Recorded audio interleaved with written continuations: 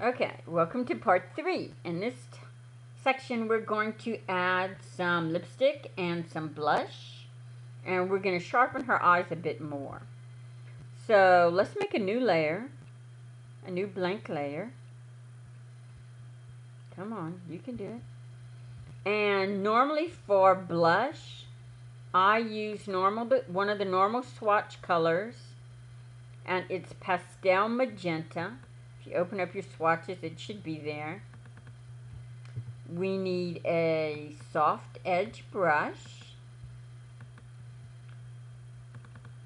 We need to drop our opacity down to about 12. And that's the key. If you have Photoshop, you can drop your flow down also. If you have elements, don't worry about it. Just do your opacity. If you don't drop your opacity on your brush down, you will not be able to drop your layer opacity down enough to make it look natural. I'm going to do about like this, and we're just going to kind of start layering it on the cheek area. I'll bring my brush down a little more. You want it to go here and kind of swipe up, and then maybe go a hair bit across her nose and down. Maybe she was at the beach and has a little suntan. Okay, we're going to bring it back out, and you can see how that looks almost like clown cheeks. So let's bring our opacity down. Let's see, 71. So this is before, and this is after. Let's go maybe a hair more. You want it to look natural, but I'm okay with that.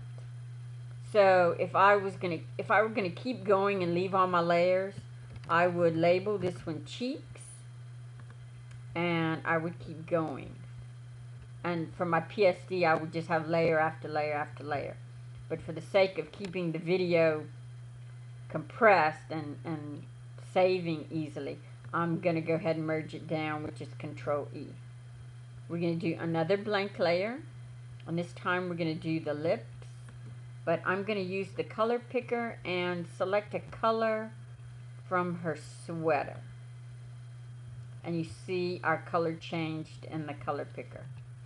Let's zoom in. You want to really zoom in and select a brush. And I'm zooming with the scroll wheel on my mouse, and you set that in your preferences. Okay. You want to make sure you're still on that 12% opacity, and we're going to just kind of start painting in. And let's see, we can probably go up a little more because her lip color is so close, it's not really showing. There we go, that shows.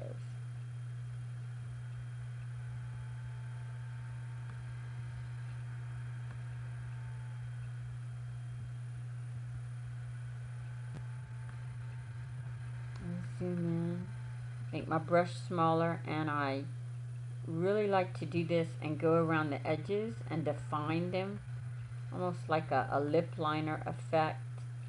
And if you have somebody that has small lips, this works really well. You can give the effect that they're a little bit bigger.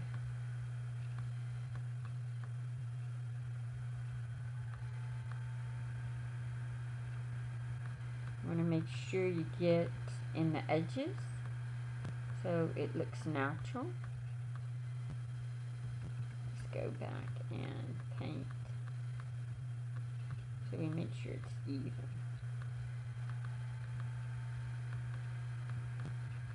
And her top lip is a little bit lighter than her bottom lip, which is something I know. So I'm going to do it a little more on the top than on the bottom to make sure it evens out.